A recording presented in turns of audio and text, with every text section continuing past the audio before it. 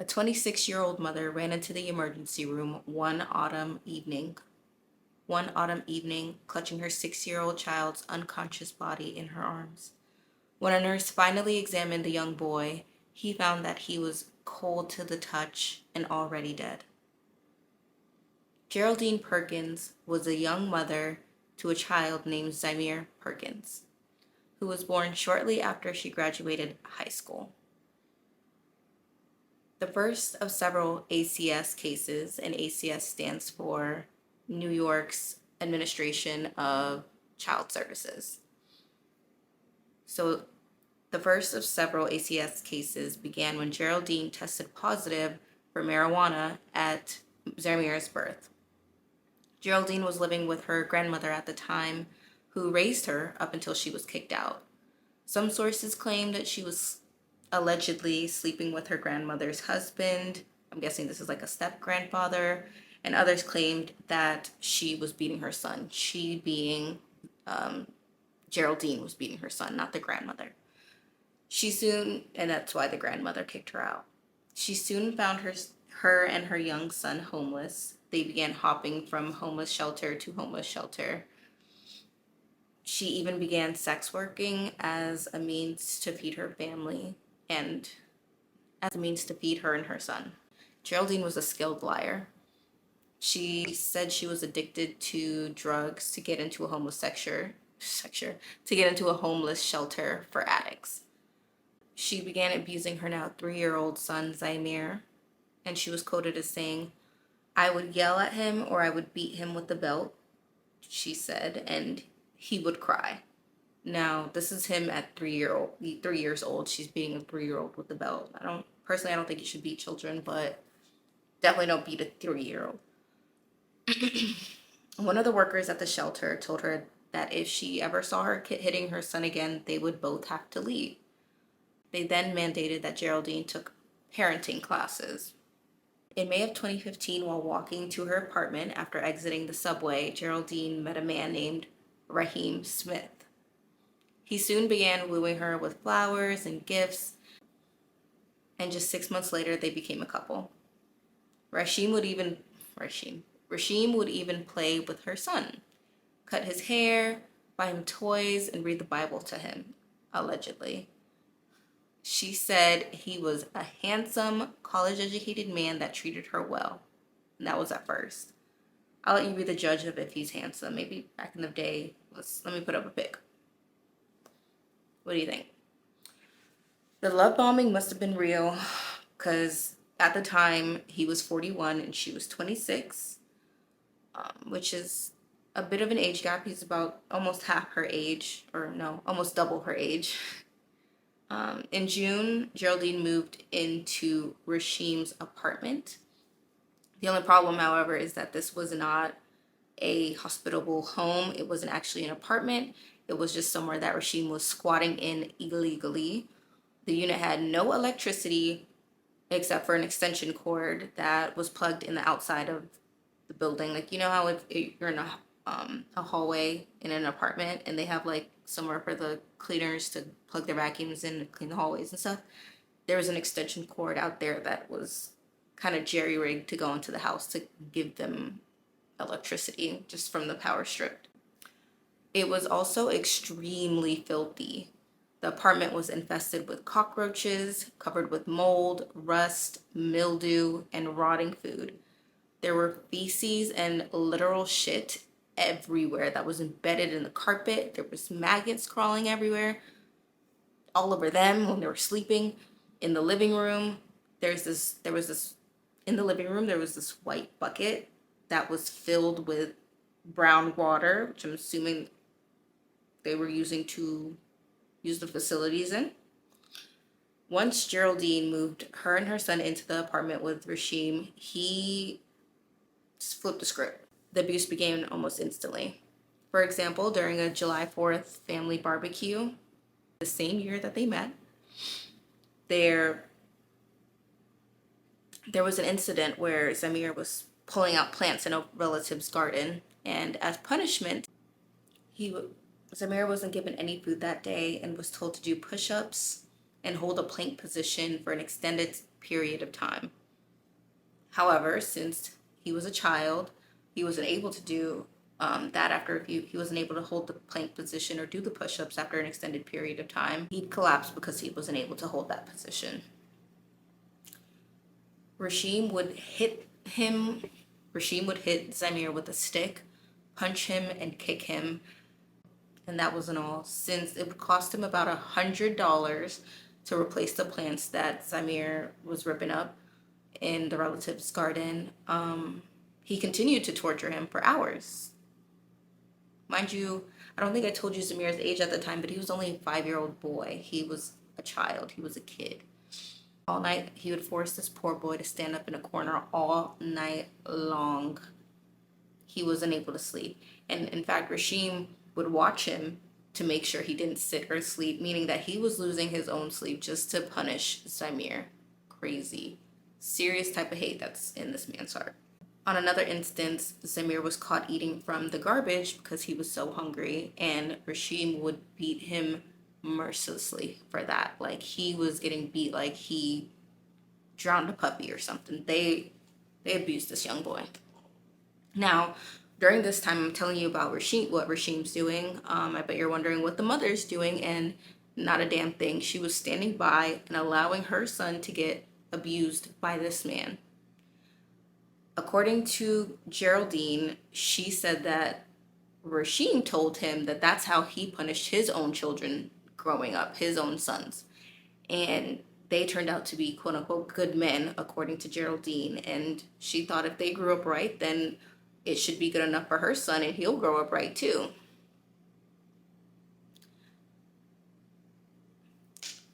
Rashim wouldn't only abuse the boy, but would also allegedly control Geraldine's lupus medication and her cell phone. She claimed that she was too scared to leave him, which might have been true, but honestly, I think that if your kid's life is in jeopardy, you should worry about that a little bit more, but I wasn't in that situation, so I can't speak too much on that yet. I'll keep that to the end. She said she was too scared to leave, but I honestly wouldn't feel too sorry for her because it's not like she was sitting idly by. She was actually encouraged to beat her son as well by Rashim in hopes that it would, like I said above, quote unquote, make him a man. And she would actually listen to him when he said to beat her kid. She admitted to slapping Zymere with a belt, all because, like I mentioned before, she had lupus and her hands weren't healthy. So I think I have a photo of how they looked or how her skin looked. I'll put it here. So as you can see, her hands were clearly bruised up, beat up, and due to her lupus and him controlling her medication. So she would beat him with a belt, her own son, and not like the thin end. I think it was like the buckle part too. She didn't want to hurt herself while disciplining him with her hands since they were already tore up her damn self. So she would use the belt on him like crazy, going out of her way to hurt her own kid, her own seed. Now, the teachers at Zymere's school would see him coming into school with bruises and report him, and they'd report the bruises to ACS, who would in turn, like many other child abuse cases, do nothing. In April of 2016, Zymere's teachers reported to ACS about the suspected abuse that they were seeing when they saw him come into school limping. A month later, a nurse at the school also noticed a bump on his head, and he said that it was a mosquito bite, obviously being coached to not say anything at school and not wanting to be in any more trouble when he got home.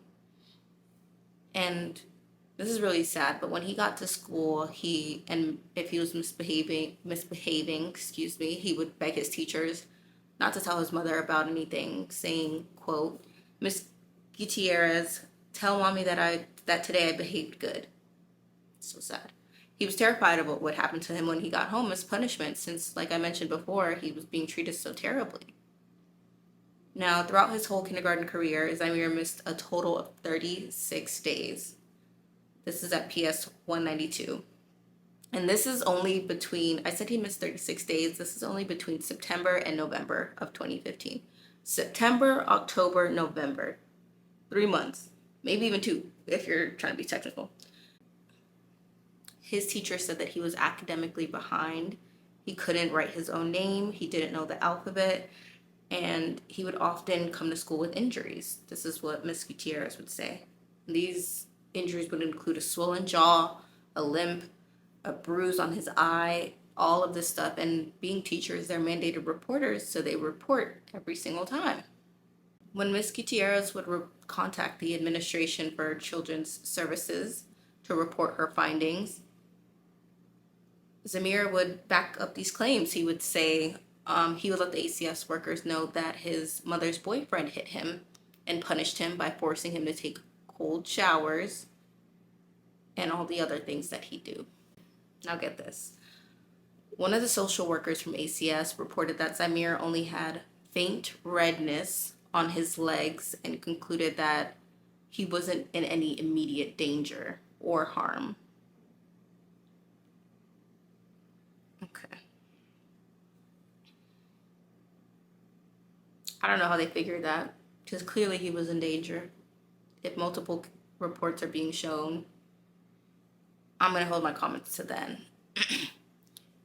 So he was also late for school for more than 67 times and nearly missed his kindergarten graduation.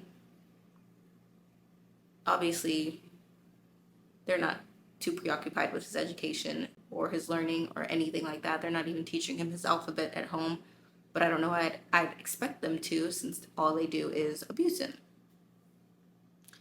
After kindergarten, Zymere did not come back to school.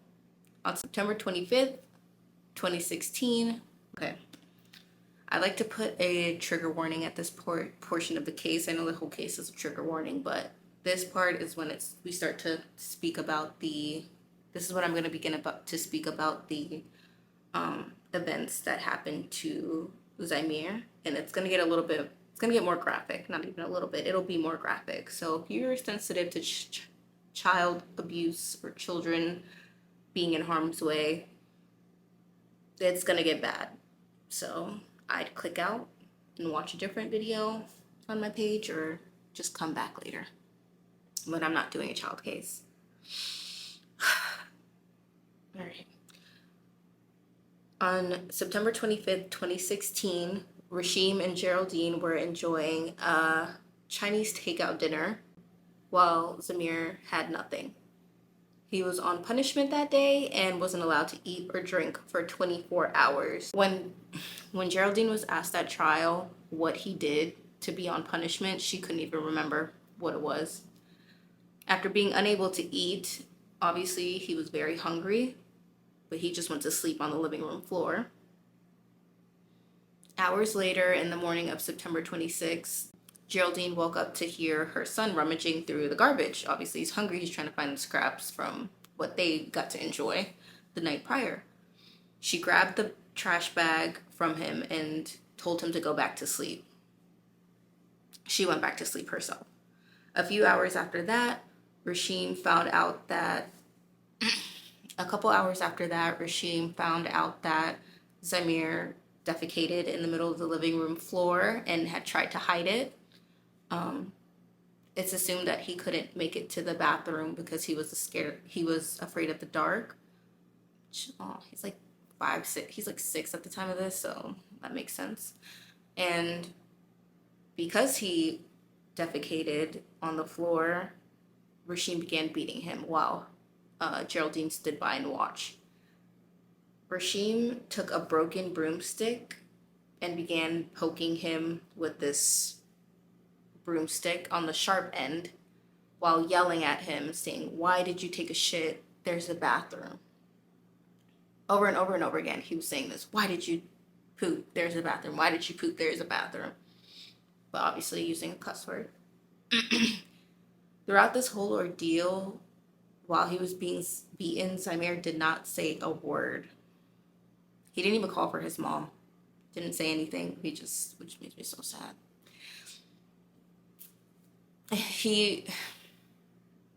His underwear and shirt were smothered in feces.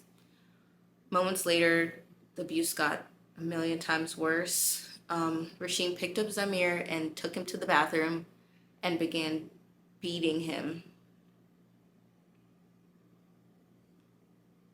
He took him to the bathroom and began waterboarding him. At this point, Zymere began screaming. That wasn't enough though. Rashim had to do some more, so he pulled the shower rod, where you put the curtain, excuse me, and continued to beat Zymere with it until he began to go limp.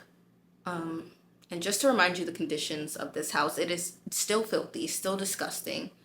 The bathroom was equally as filthy, and he was getting waterboarded in this dirty ass water. That poor little baby. This is like the worst case that I've looked into.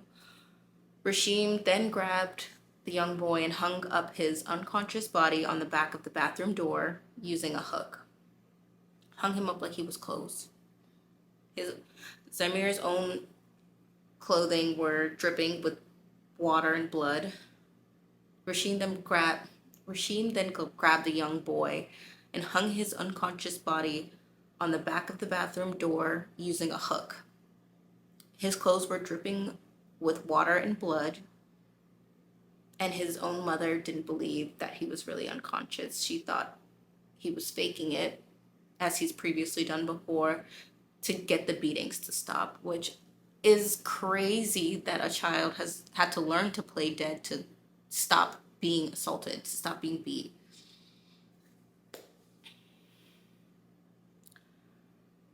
Rashim then removed him from the hook a little while later and threw his limp body into one of the disgusting, nasty ass bedrooms. Zymere landed in between a wall and the bed, so he was like in between that.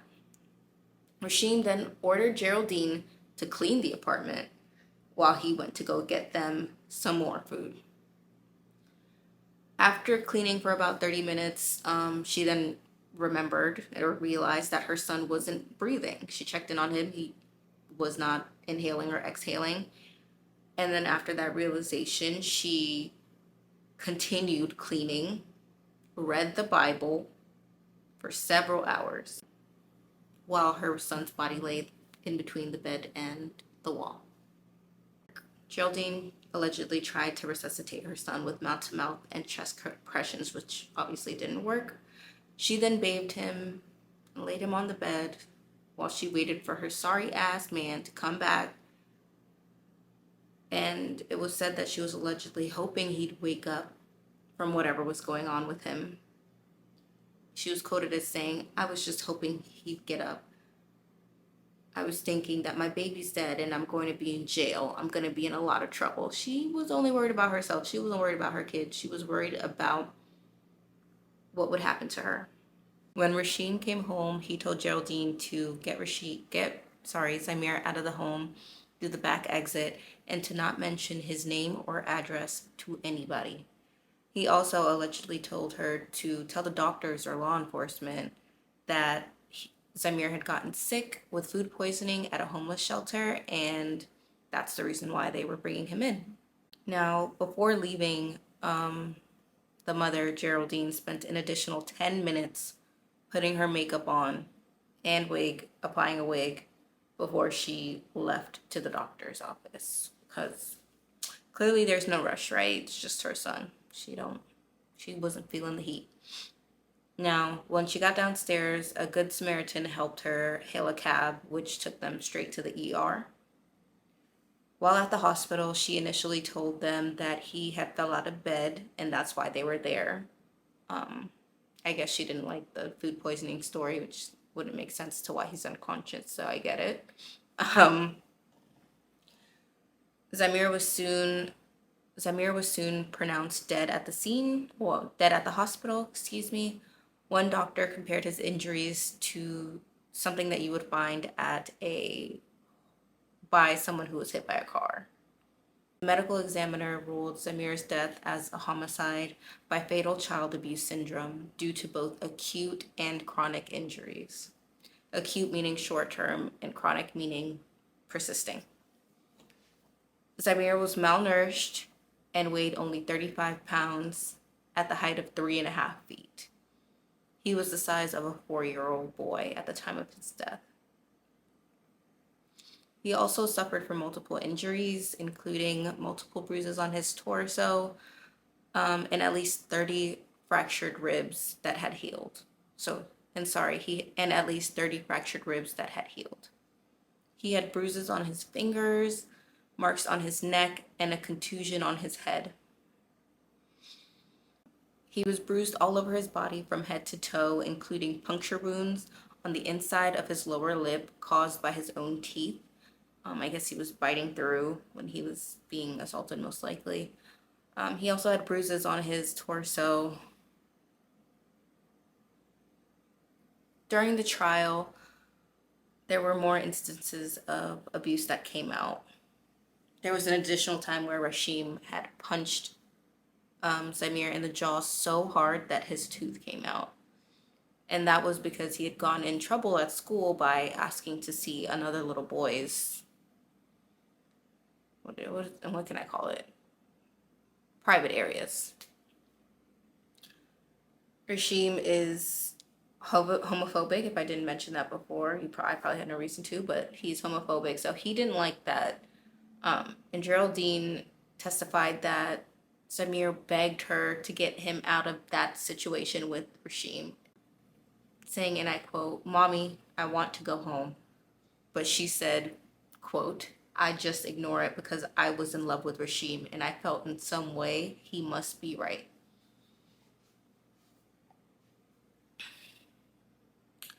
Not only was she ignoring her son's pleas, but so was ACS. I know I mentioned them briefly, but they would continuously close the cases of him. They would continuously close Zymere's cases, even though they had several complaints over the course of a year from multiple people.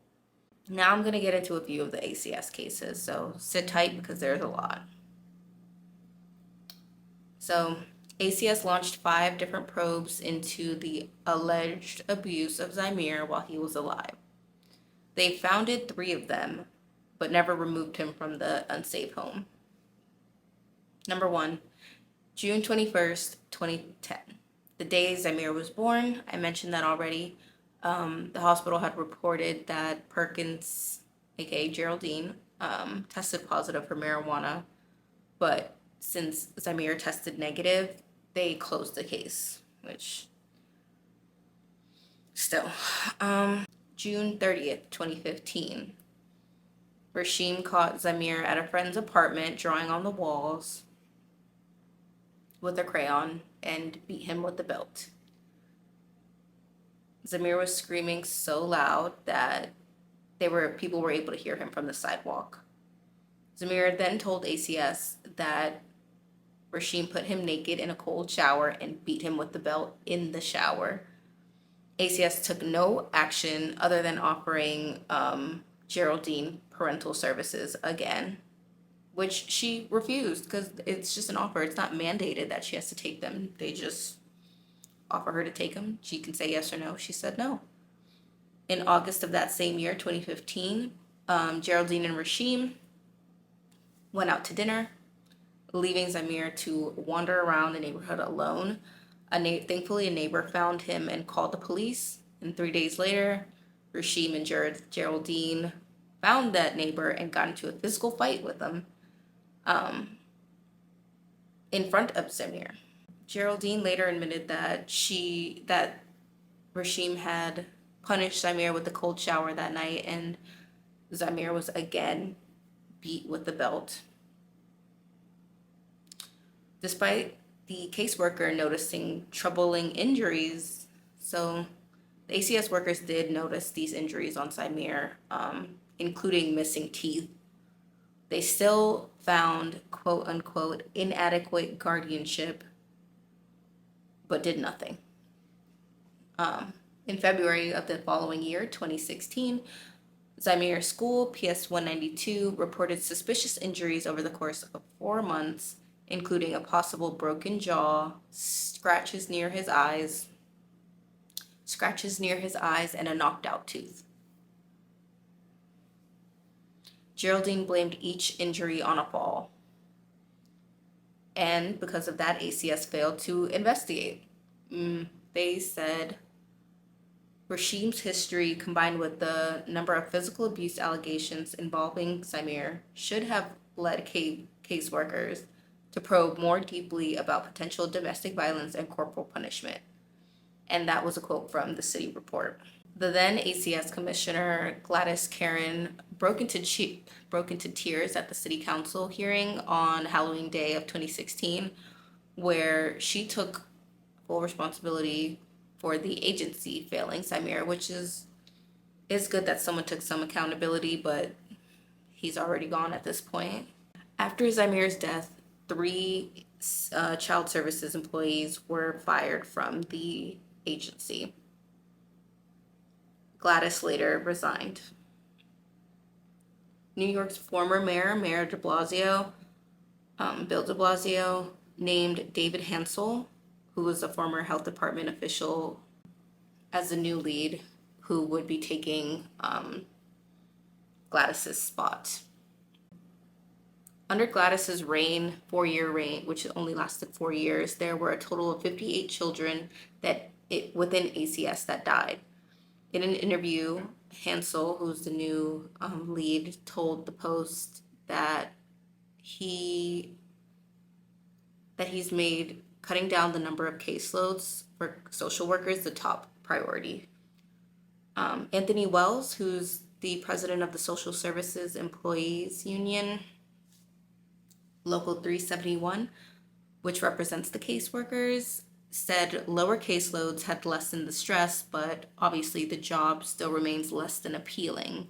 He was quoted as saying, "Who'd want a job where if something happens, you can be on the front page of every paper and vilified everywhere," quote unquote. Which I guess is true, but like that comes with the territory. I think that should be incentive why social workers should do their job a lot better. Before closing arguments, Rashim stated that, quote, "Despite how the prosecution has spoken about me, I loved Zymere Perkins. I put emphasis on that. I do accept responsibility for him being in a toxic environment. I didn't have the financial means to take him out of it, though I was starting to. But the judge didn't buy none of that, and neither do I, quite frankly. He knew what he was doing. It was beyond a toxic situation." Rashim Smith was found guilty and sentenced to 25 years to life. He was convicted of murder, manslaughter, and 3 counts of endangering the welfare of a child. All sentences will run concurrently, which is a little annoying. Concurrently just means that they're all happening at the same time instead of doing 25 years and then the start of another 25-year sentence. On the flip side, in exchange for her testimony, Geraldine pled guilty to manslaughter in exchange for a prison sentence of 2 to 6 years. She received the max of 6 years. My thoughts. His kids were reported as saying that their dad was a good guy who could never hurt kids. This is not what he did, but it clearly was.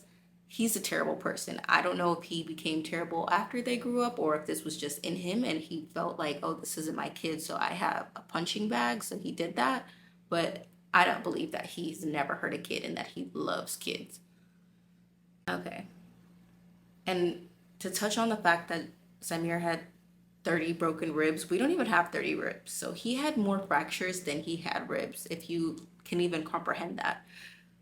Additionally, from the time Zymere's mother and Rashim, I said it 16,000 times, you think I know it, have met, from that time to the time he passed, it was only 16 months. So all of that happened in a little over a year, which is crazy to me. Like, how could you as a mother allow someone to kill your son, abuse you, and you just say nothing in the name of love? Like, I know she must have been yearning for love and feeling like, oh, I need this. I need to have someone who cares about me and I'll do anything to that. But your son should come first. Your children should always come before you. And if you don't think that, then you shouldn't be having kids. You're not fit to be a parent. I'm going to keep it short and sweet and think he deserved worse than 25 to life. He deserved the death penalty for what he did to that kid. Everything that he did should have been done to him, and that's just that on that. Like, I don't know. People who harm children are the worst people ever, because I guarantee you he's not coming up to a grown man like that. He's only doing that to women and children. So Geraldine's an unfit mother. Rashim's evil, and that poor baby did not deserve that. I didn't add any of the crime scene photos of his during his autopsy, but you could see the bruises, and looking at that was the saddest thing ever. Like, just to think of how scared he was and how he had no one for there advocating for him. The fact that while he was getting beaten, he was silent, he didn't call for anybody. I just can't even comprehend it. So just keep him in your thoughts and prayers. I hope he's at peace now. But that's it for me today. Thank you all for joining me during this case, and I will see you next week for a new one. Bye.